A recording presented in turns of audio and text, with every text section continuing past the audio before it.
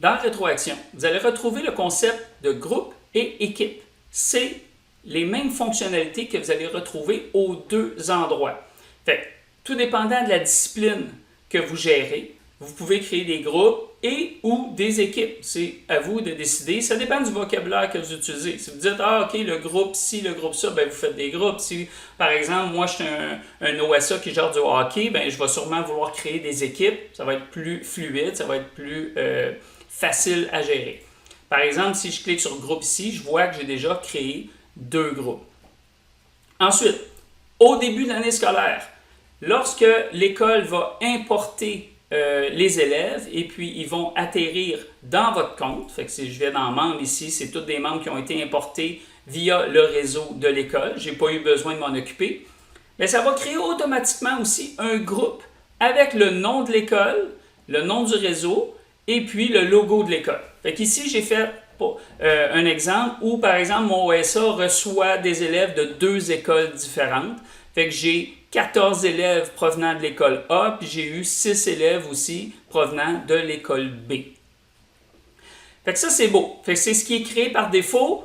On ne touche pas à ces groupes-là. Ça veut dire, quand je dis on ne touche pas, c'est je ne m'en vais pas faire consulter dans la section athlète puis enlever des élèves. On pourrait. Si un élève quitte votre programme, il n'est plus là, ben oui, je pourrais arriver et faire moins, puis ça va l'enlever du groupe pour l'année scolaire.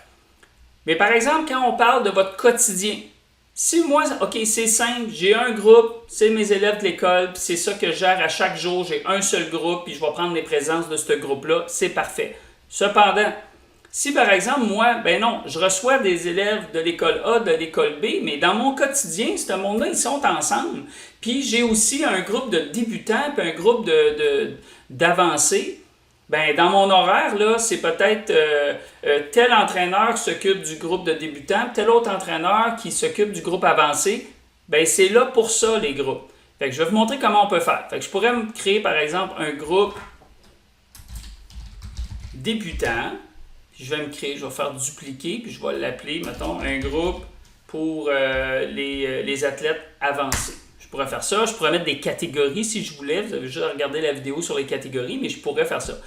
Fait que là, ensuite, je pourrais dire, OK, ben, je vais faire ajouter des membres.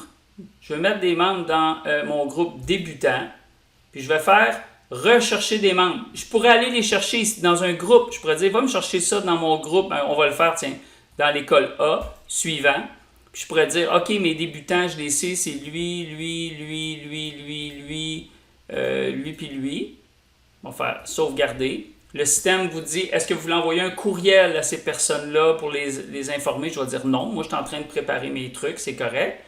Puis là, je pourrais dire, OK, ben aussi, va dans mon groupe, va encore maintenant rechercher dans le groupe B cette fois-là. Puis là, je sais que j'ai lui, puis lui. Et voilà, pas de notification. Fait que là, on peut voir que mon groupe débutant est ici, puis il me reste mon groupe avancé. Ben là, je pourrais aussi dire, OK, un petit peu, que ça soit simple, je vais faire ajouter des membres dans mon groupe, dans les deux groupes en même temps, puis je vais faire rechercher des membres, suivant. Fait que là, je peux voir que j'ai 0 membre dans mon groupe avancé, puis j'en ai 11 dans mon groupe débutant. Fait que là, mes 11 sont déjà ici, fait qu'ils n'apparaissent pas dans ma liste. Je pourrais dire le reste, là, peu importe s'ils viennent de l'école A ou l'école B, on les voit ici.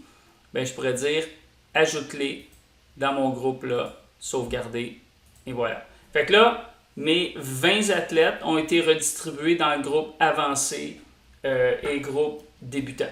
Fait qu'ensuite, vous allez pouvoir utiliser ces groupes-là dans votre horaire pour dire, bon, ben le groupe avancé, il est à telle heure, à tel endroit, puis le débutant est à telle heure, à tel endroit.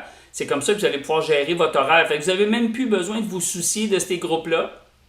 On ne les supprime pas, on les laisse là, mais vous pouvez organiser vos groupes comme vous voulez.